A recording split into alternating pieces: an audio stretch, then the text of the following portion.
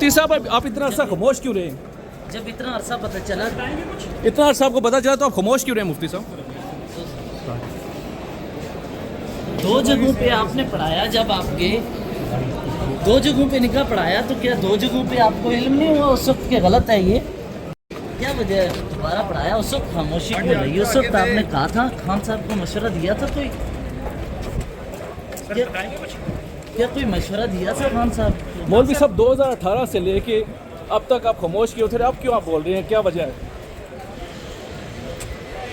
दूसरा निकाह आपने पढ़ाया तो और भी शरीयत गए इजाजत देगी कि निकाह दूसरा पढ़ाया, निकाह पढ़ाने की? लाहौर गए निकाह पढ़ाने, फिर वापस बनीगाल आए, फिर वहाँ पे बैठ के आप कहने निकाह पढ़ाया। 2 मरतबा जब पढ़ाया तो आपको पता था, एहसास हो गया था गलती करके?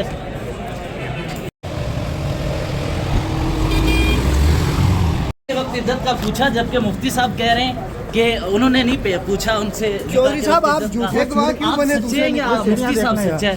सर आप गैर शरई निकाह की और सूरत चौधरी साहब इतना अर्सा आप खामोश क्यों रहे? चौधरी साहब आपने कहा, चौधरी साहब आपने कहा कि इज्जत का मुफ्ती साहब ने पूछा, मुफ्ती साहब कह रहे हैं इज्जत का मैंने नहीं पूछा। आप दोनों में से दोनों निकाहों में शरीक थे, उसके बाद भी मामले खुसूसी बने रहे, आप माफी मांगेंगे इस पे? अच्छा चौधरी साहब एक ही सवाल है, सवाल ये कि गैर शरई काम में शरीक रहे लेकिन बाद में ख्याल और क्यों चौधरी आया? साहब आप इतना अर्सा खामोश क्यों रहे? आपको इतने अर्से बाद क्यों याद आया?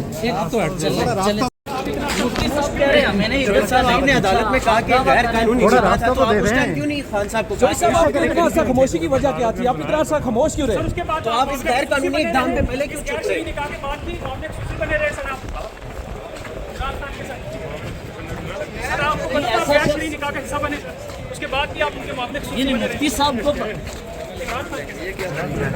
गवाही क्यों दी? सर आपने उस वक्त क्यों नहीं गवाही दी है उनके